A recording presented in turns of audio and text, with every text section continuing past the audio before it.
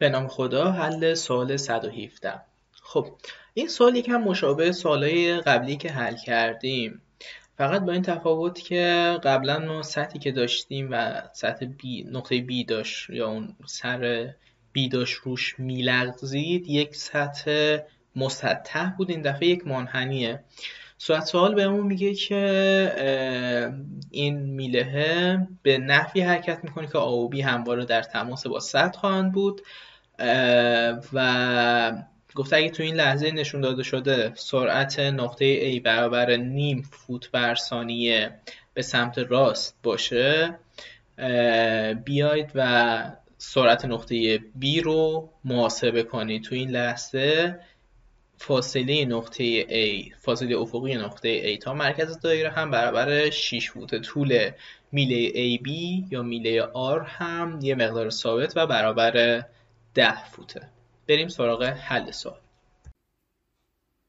خب همونجور که خدمتتون قبلا هم عرض کردم، به ما گفته که این فاصله برابر 6 فوت هست، یعنی دقیقاً اگه اینجوری بخوایم بگیم XA برابر 6 فوته و VA برابر نیم فوت بر ثانیه به سمت راست هست و از ما خواسته که سرعت B رو بیایم به دست بیاریم. خب نکته‌ای که وجود داره، همیشه تو اینجور سوالا ما از این قید هندسی استفاده میکردیم که ما میتونیم سرعت A و B رو به هم ربط بدیم. اگر مثلا یه مثلث قائم الزاویه تشکیل بدیم، اصلا به حالت کلی یه مثلث داشته باشه، اگه قائم الزاویه باشه که خب از قانون فیثاغورس استفاده میکنیم، A2 یا C2 برابر میشه با A2 به اضافه B2. یا اگر مثلثمون قائم الزاویه نبود ولی زاویه بین دو تا ضلعش رو داشتیم، میومدیم از قانون کوسینوس استفاده میکردیم، میگفتیم که C2 برابر میشه با A2 به اضافه B2 منهای 2 برابر A2 منهای 2 برابر AB ضرب در کوسینوس زاویه بین A و B. حالا به هر حال یه راه اون بود. حالا اینجا یعنی یه راه ایجاد یه قید هندسی به صورت اینکه بیایم بگیم اوکی میله هستش، در نتیجه میتونیم یه مثلث تشکیل بدیم یه جوری. اینجا هم یه کاری مشابه همون قراره انجام بدیم، چون دوباره شرایطی که داریم برای حل مسئلمون به همون صورت قبلیه. دقیقا یه میله هستش، یه حالا طول ثابتی داره 10 فوت، خود صورت سوال بهمون گفته، و حالا میخوایم بیایم و یه جوری سرعت A و B رو به هم ربط بدیم. من اگر بتونم سرعت A و B رو به هم ربط بدم، به راحتی میتونم بیام سرعت نقطه B رو به دست بیارم. خب کاری که انجام میدیم اینه که میایم مشابه قبل سعی میکنیم که یه مثلث تشکیل بدیم.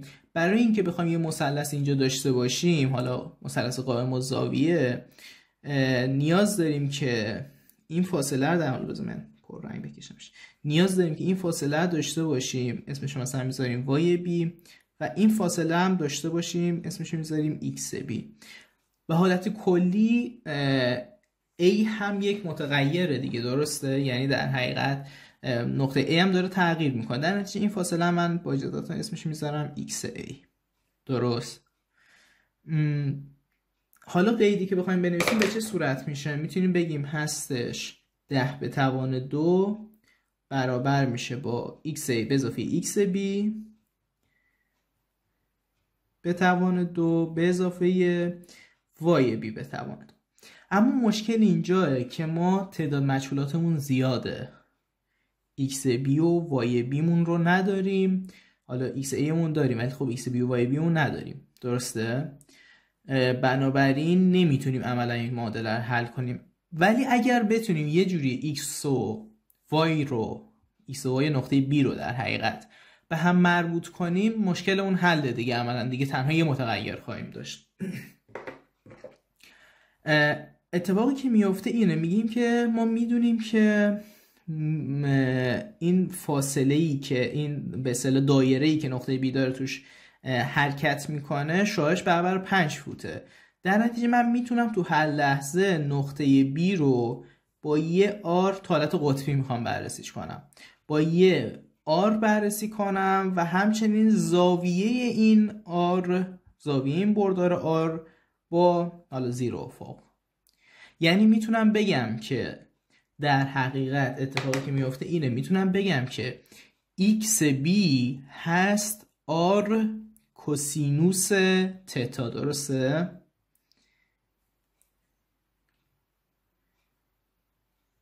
که دقیقا این آره رو مقدارشو دارم دیگه، درسته؟ میدونم آر برابر 5 فوته. و وای بی چی؟ وای بی برابر میشه با، اگر حالا من بخوام دستگاه مختصات هم مثلا اینجا قرار بدم، وای بی که دارم برابر میشه با آر سینوس تتا، آر منهای آر سینوس تتا دیگه، درسته؟ این فاصله منهای این مقدار کوچیکی این بالا هستش، این فاصله هستش آر سینوس تتا. ارتفاعی که داره تو هر لحظه سر بی برابر میشه با آر منهای آر سینوس تتا، درسته؟ امیدوارم که شکل زیاد شلوغ نشده باشه.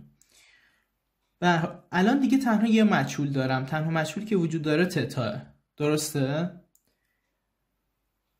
خیلی راحت میتونم بیام این رو توش جایگذاری کنم، یعنی بگم 10 به توان 2 برابر میشه با ایکس ای به اضافه آر کوسینوس تتا به توان 2 به اضافه آر منهای آر سینوس تتا به توان 2، درسته؟ از طرفی هدف من اینه بیام سرعت نقطه بی رو به دست بیارم، درسته؟ بنابراین من میتونم بیام بگم که اگر از این رابطه یک بار مشتق بگیرم نسبت به زمان، سرعت نقطه بی به دست میاد دیگه، درسته؟ بس به حالا یه سری موارد، یه سری متغیر دیگه، ولی خب سرعت بی اون خود متغیرش ایجاد میشه. این من مشتق بگیرم میشه 0. اگه اجازه بدید من از این عبارت بالایی مشتق بگیرم که یکم ساده تر بشه. خب پس مشتقی که دارم میگیرم از عبارت استاره که اون بالایی هستش، واسه اینکه صرفا ساده تر بشه. میشه 2 در x a به اضافه x b در x دات a به اضافه x دات b، درسته؟ به اضافه 2y y دات 2y b y دات b، درسته؟ خب x دات b میشه چی؟ خب از این رابطه اگه یه بار مشتق بگیرم، از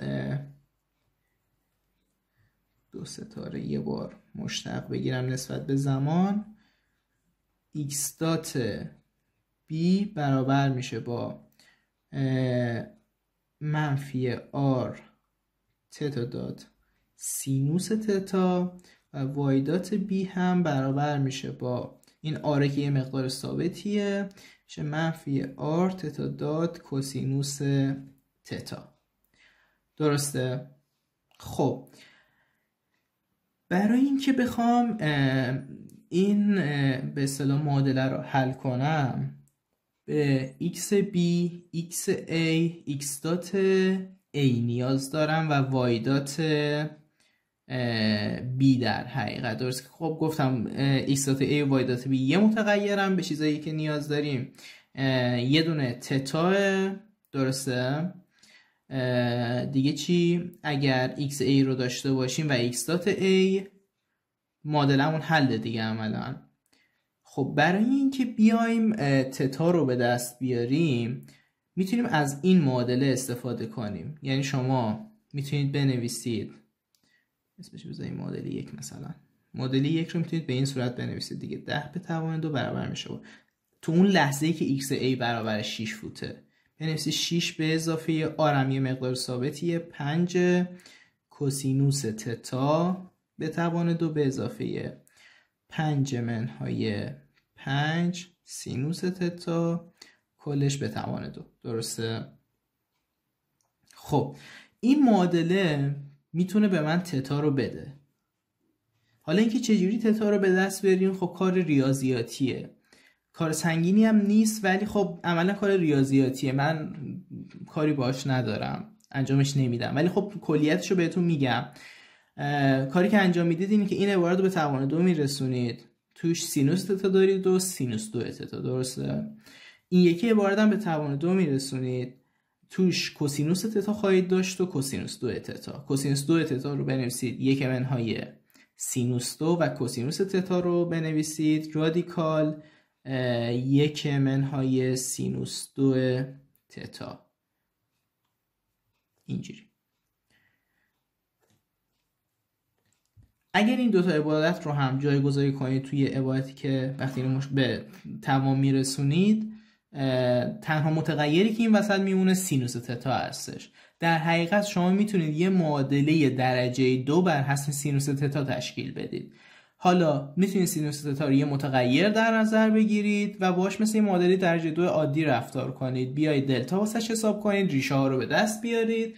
در نهایت 2 تا مقدار بهتون میده، یه مقدار غیر قابل قبوله، مثلا بزرگتر از 1 میشه برای مثال. بنابراین میتونید بگید که از اونجا سینوس تتا برابر چی میشه و آرک سینوس بگیرید، تتا رو به دست بیارید. در کل تتا واسهتون محاسبه میشه. وقتی تتا رو به دست بیارید، به همراه اون چیزایی که واسه هم به دست میاد ایکس بی و وای بی هستش دیگه، درسته؟ اگر تتا رو داشته باشید ایکس بی به دست میاد و وای بی هم به دست میاد. چرا؟ چون میدونید ایکس بی هست آر کوسینوس تتا. آر که 5 فوته، تتا هم که خب از این معادله به دست آوردیم، توش جایگذاری میکنید ایکس بی به دست میاد. وای بی به چه صورت؟ اونم دقیقاً به همین فرم، یه 5 فاکتور بگیرید میشه 5 در 1 منهای سینوس تتا. خب تتا هم اینجا به دست آورید، توش جایگذاری میکنید، وای بی هم به دست میاد. پس ایکس بی و وای بی رو داریم، یعنی این عبارت به دست اومد و این یکی عبارت هم توی این معادله به دست اومد، درسته؟ از طرفی واسه دیگه چی میمونه این وسط؟ x دات a میمونه که x دات a خودش بهمون داده صورت سوال. اومده گفته که x دات a که همون va هست 5 فوت بر ثانیه. فقط چیزی که باید توجه بکنید اینه که در حقیقت طول a در حال کاهشه، در نتیجه x دات a برابر میشه منفی نیم فوت بر ثانیه. وقتی میخواید جایگذاری کنید به این موضوع توجه باید بکنید. به هر حال میتونید این رو هم بنابراین داشته باشید. همینجور که خدمتتون گفتم XA هم 6 فوته بهمون داده، XB هم که از همینجا به دستش آوردیم، میمونه X دات A و X دات B. ببخشید X دات A و Y دات B. X دات A و Y دات B همینجور که خدمتتون دوباره قبلتر هم گفتم تنها یه متغیرن. اینجا رو اگر نگاه بکنید این میشه X دات B و Y دات B دیگه، درسته؟ تو این معادله ما تتا رو داریم، R رو هم داریم، جفتشون فقط تتا دات رو ندارن. یعنی یه معادله هست، یه معادله دارید و تنها یه مجهول تتا دات توشه. اتفاقا معادلش هم خیلی راحت میتونید حلش بکنید. بنابراین به راحتی، یا حالا نه دقیقاً به راحتی، با یه مقدار کار ریاضی تتا دات هم محاسبه میشه. اگر تتا دات رو حساب کنید، بیایید این تو جایگذاری کنید، x دات b محاسبه میشه و y دات b هم محاسبه میشه. خب این معادله رو میتونید البته به روش عددی هم اگر درس محاسبات عددی پاس فرمودید بیایید و حلش کنید. حالا من این روشی که بهتون گفتم صرفا یه راه ساده تر و عمومی تره واسه کسی که حتی محاسبات عددی هم پاس نکردن. به هر حال من ریاضیاتش رو انجام ندادم به این علت که نمیخواستم وقتتون رو بگیرم، کار ریاضیاتی دینامیکی که نیست. انتظار هم ندارم که حلش بکنید، تا همینجا برسونید و به حالت کلی توضیح بدید که چجوری عبارت ها به دست اومده هم برای من کافیه. من ازتون انتظار ندارم که بیاید و ریاضیاتی که بهتون گفتم رو هم انجام بدید. فقط یه موضوع این وسط میمونه و اونم در مورد حل این گونه سوالاته. نگاه کنید، احتمال داری که واسه سوال پیش بیاد بگی که خب ایکس ای من که داره دائما تغییر میکنه، درسته؟ چجوری ما داریم میگیم که ایکس ای برابر 6 فوته؟ نگاه کنید اتفاقی که داره میفته اینه، ما داریم این مکانیزم رو، این حرکت میله رو در حقیقت توی یک لحظه خاص بررسی میکنیم. مثل این میمونه که این دائما در حال حرکته، ما یه لحظه ازش یه عکس گرفتیم، بهش میگن اسنپ شات. یه لحظه نگه داشتیم همه چیز رو داریم بررسی میکنیم. حالا ممکنه بگید که خب چه کار مسخره‌ای، خب واسه چی بخوایم همچین کار کنیم که تو واقعیت که همچین چیزی رو نداریم. تو واقعیت دائما دارین حرکت میکنه.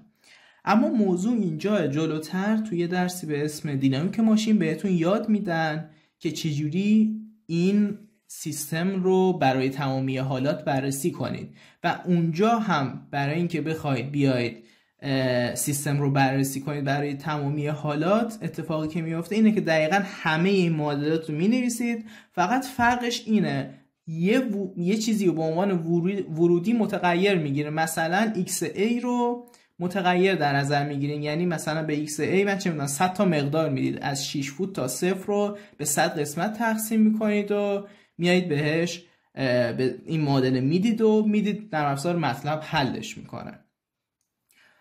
و یه موضوع دیگه هم اینجا هستش که احتمال داره بگید که خب چه کاری که اصلا این معادلات رو ما دستی حل کنیم، از اول بیایم با مطلب حل کنیم.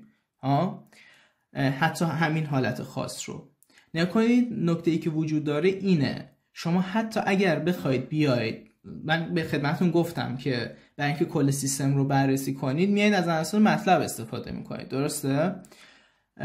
بهش مثلا معادلات رو تعریف میکنید، یه حلقه ایجاد میکنید، بهش ورودی میدید و بالاخره حل میکنه.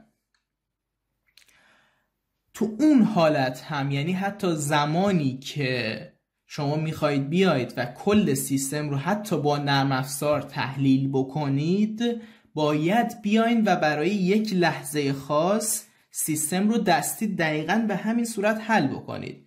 دلیلش چیه؟ دلیلش اینه که اگر شما تو کد زدن یه جایی یه منفی رو فقط جا انداخته باشید، اون وقت کل جوابی که نرم افزار بهتون داده اسم مسخره عملا. نه؟